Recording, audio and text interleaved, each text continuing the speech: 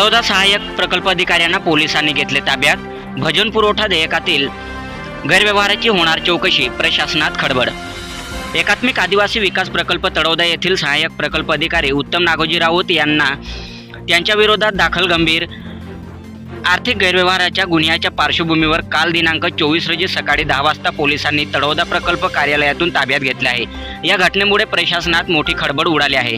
संभाजीनगर येथे आदिवासी एकात्मिक विकास प्रकल्पांतर्गत चालवल्या जाणाऱ्या शासकीय वसतिगृहातील भजन पुरवठा देयकामध्ये झालेल्या गैरव्यवहार प्रकरणी चौकशीसाठी उत्तम राऊत यांना ताब्यात घेण्यात आले आहे।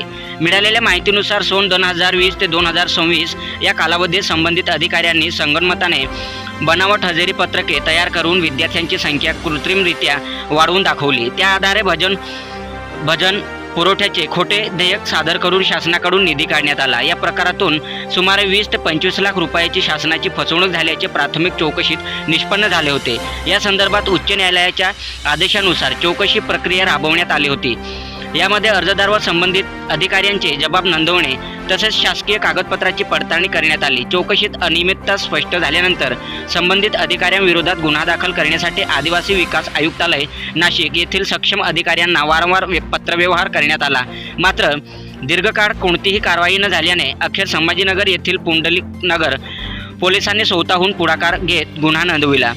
या प्रकरणात दिलीप नारायण खोकले तत्कालीन सहाय्यक प्रकल्प अधिकारी, उत्तम नागोजी राऊत तत्कालीन गृहप्रमुख सध्या कार्यरत तळोदा प्रकल्प कार्यालय, सुरेंद्र अंबादास कावरे, श्याम बबनराव देशमुख, बळीराम भिवाजी गडमे यांच्यासह इतरांवर भारतीय दंड संहितेच्या कलम 420, 409, 467, 468, 471, 120 ब आणि 34 अन्वये गुन्हा दाखल करण्यात आला आहे।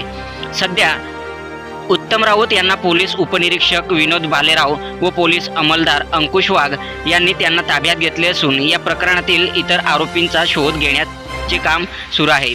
तसेच यवतमाळ येथे शासकीय मुलांच्या वसतिगृह येथे देखील गैरव्यवहार केल्याचे समजते।